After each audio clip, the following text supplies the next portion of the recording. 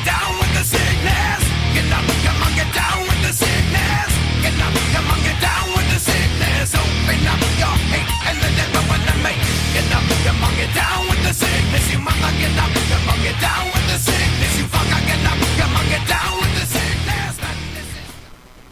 So yesterday I was skimming through YouTube and going through this baby being atheist thing, and I came across a very interesting video. It was made by the user My God There's No God, and the title of which is called Bionic Dance's The Fact of Baby Atheist is Still Not a Fact.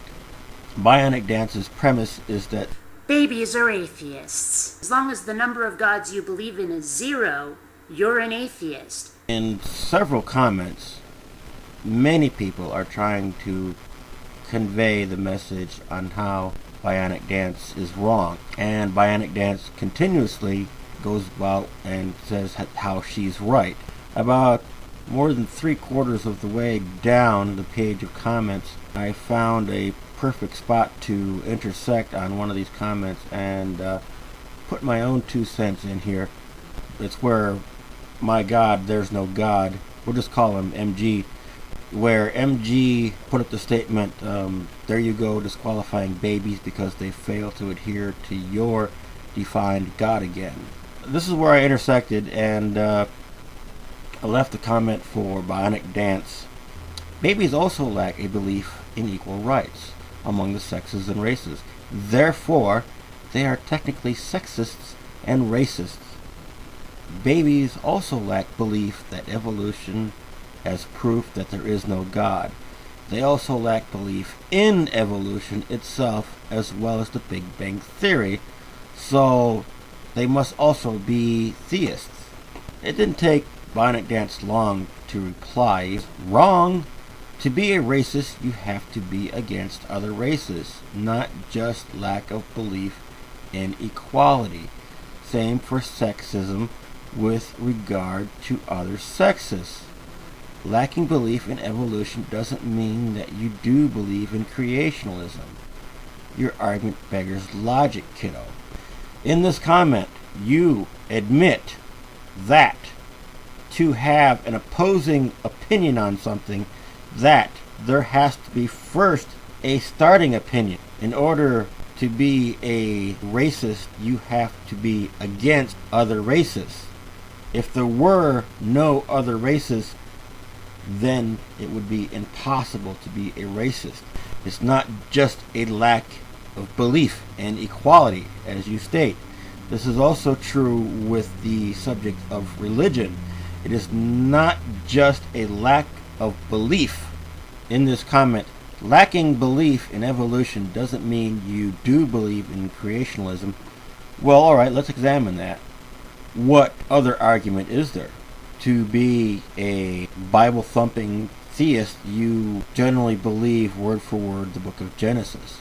Atheists typically believe that the Big Bang and evolution took care of these things without the help of a deity. So what other argument is there, Bionic Dance? Please tell me, let me know, what other argument is there? And I responded with, oh, very good. Now you realize I was being sarcastic and that your circular logic beggars realism. You have butchered the English language in order to make your beliefs work. There are many definitions to the word atheist. Definition number 1, to lack belief in gods. This is another way of saying to hold the position that there are no gods. A person who denies or disbelieves the existence of gods. A positive denial that is rooted in an array of philosophical systems. A doctrine or belief that there is no God. Right away you answer with circular logic. Not hardly. I used no circular logic. And the other definitions you posted do not negate the first one. If the number of gods a person believes in is 0, they're an atheist. not denial or belief necessary. Get over it. Really, let's see how non-circular your logic is.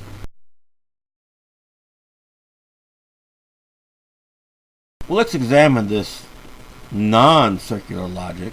You've already stated that to have a counter-argument, you must first have an argument.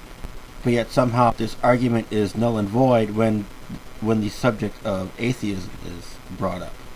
I did not state that the first argument nullifies the other four. I said that they are another way of saying it. They help people to understand better the true definition of it. Saying, I lack belief that Timmy can tell the truth is the same as saying, I believe Timmy lies all the time. What you're doing is thinking that the first definition negates the other four, and twisting the words to think that the opposite is true from my comments. A very clever verbal sleight of hand, but not clever enough. Then, Bionic Dance, I would like you to go ahead and ask a baby how many gods she believes in, and then ask for its official position on the topic of God. Then be sure to ask that baby how she arrived at that answer.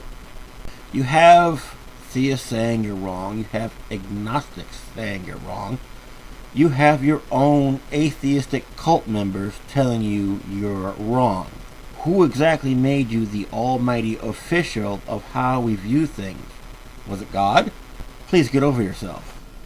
In the response to this is where you're painted your argument into a corner, and now you have nothing left but this little trick that you like using, a verbal sleight of hand, a rather childish game of a verbal hot potato, if you will, where you just like, oh, I can't take this argument anymore. Here, you take it, you have to defuse it, and if you can't, then I win the argument.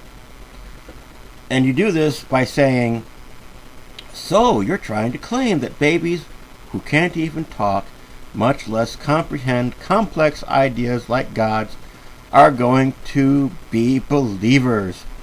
Raised eyebrow. Really?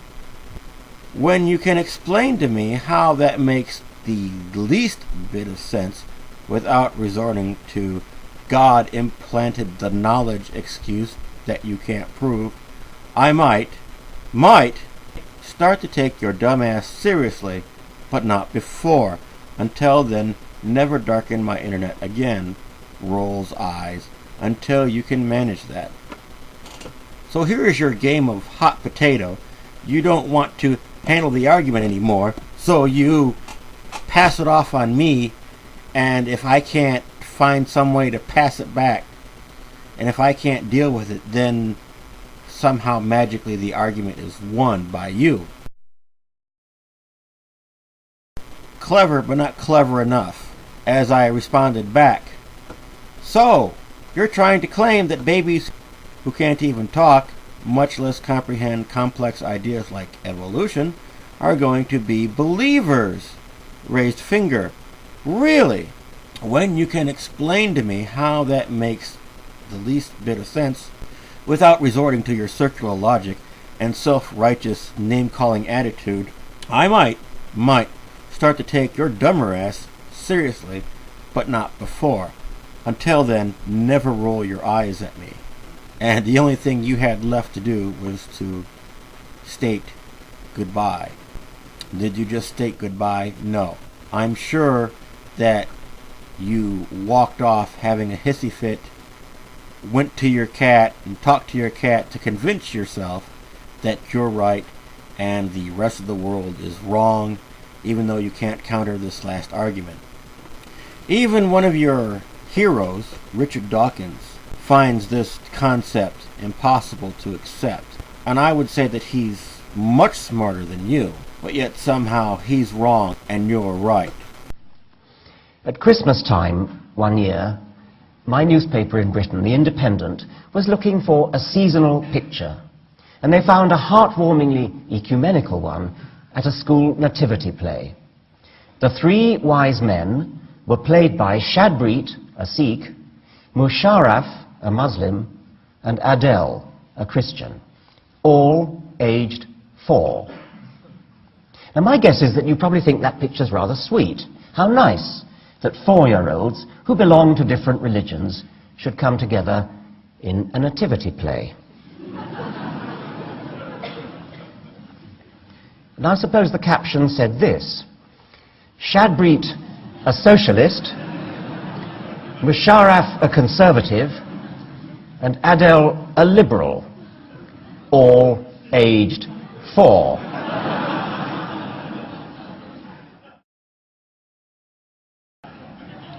Shadbreet, an atheist, Musharraf, an agnostic, and Adele, a secular humanist, all aged 4.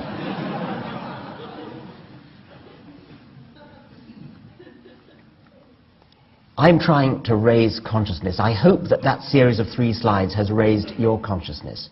I hope that every time from now on you hear anybody talking about, say, a Catholic child, or a Protestant child, or a Muslim child, you will protest. So there you go, Bionic Dance. Even Richard Dawkins disagrees with your perception that children of 4 years of age still are not atheists. How can they be atheists at birth? What would Richard Dawkins say about you, Bionic Dance? You're watching Bionic Dance, run on automatic. I believe that about sums it up.